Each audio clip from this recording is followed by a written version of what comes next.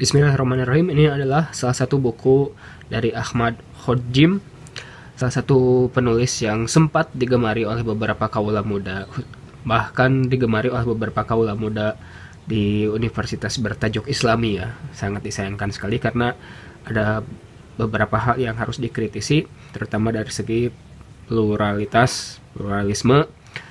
Di buku ini, di buku yang berjudul An-Nas ya, ada di halaman 26, iman dan kafir adalah sebuah kebebasan dalam hidup di dunia ini.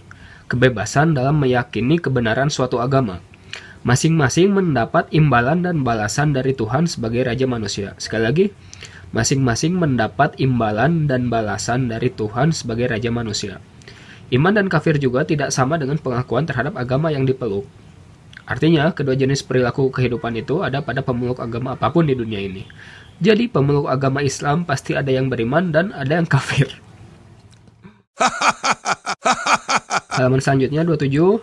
Begitu juga dalam pemeluk agama Kristen, Yahudi, Hindu, Buddha, dan agama lainnya. Kita akan temukan perilaku iman dan kafir dalam masyarakatnya. Sekali lagi, dalam agama yang lain, kita akan temukan perilaku iman dan kafir dalam masyarakatnya. Pada masa sekarang, masyarakat tidak dapat dibelah menjadi dua. Yang satu kelompok orang beriman dan yang lain kelompok orang kafir, karena iman dan kafir merujuk pada sikap hidup dan perilakunya, tidak berdasarkan agamanya. Sekali lagi, karena iman dan kafir merujuk pada sikap hidup dan perilakunya, tidak berdasarkan agamanya. Waduh, di sini di halaman 28 membahas mengenai orang-orang beriman dan orang kafir di zaman Nabi SAW. Dikatakan di sini, sekarang tidak bisa lagi dibuat dikotomi demikian, sebab kita sekarang hidup dalam suasana pluralistis dalam sebuah negara.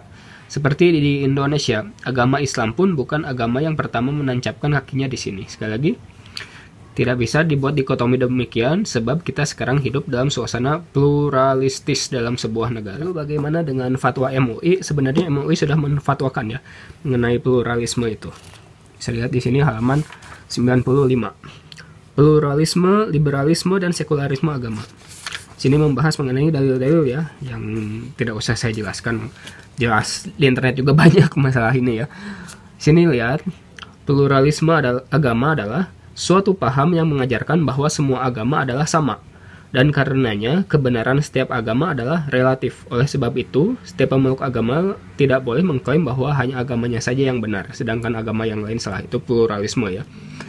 Tadi sama ya, seperti yang di buku tadi. Pluralitas agama adalah sebuah kenyataan bahwa di negara atau daerah tertentu terdapat berbagai pemeluk agama yang hidup secara berdampingan. Seperti yang tadi banget ya. Liberalisme agama adalah memahami nas-nas agama Al-Quran dan Sunnah dengan menggunakan akal pikiran yang bebas dan hanya menerima doktrin-doktrin agama yang sesuai dengan akal pikiran semata. Mirip sekali dengan yang tadi dibahas ya. Ketentuan hukum. 1. Pluralisme, sekularisme, dan liberalisme agama sebagaimana yang dimaksud pada bagian pertama adalah paham yang bertentangan dengan ajaran agama Islam. Lalu, umat Islam haram mengikuti paham pluralisme, sekularisme, dan liberalisme agama, jadi haram ya, berdosa. Dalam masalah akidah dan ibadah, umat Islam wajib bersikap eksklusif. Dalam arti haram mencampur adukan akidah dan ibadah umat Islam dengan akidah dan ibadah pemeluk agama lain. Bagi masyarakat muslim yang tinggal bersama pemeluk agama lain, dalam masalah sosial yang tidak berkaitan dengan akidah dan ibadah, umat Islam bersikap inklusif. Dalam arti tetap melakukan pergaulan sosial dengan pemeluk agama lain sepanjang tidak saling merugikan. Ditandatangan oleh ketua saat itu, yaitu Wakil Presiden tercinta kita, Kiai Haji Ma'ruf Amin. Ya, sudah jelas di sini mengenai hukum pluralisme. Semoga bisa mendapatkan poin yang dimaksud. Wabillahi taufiq wal hidayah. Wassalamualaikum warahmatullahi wabarakatuh.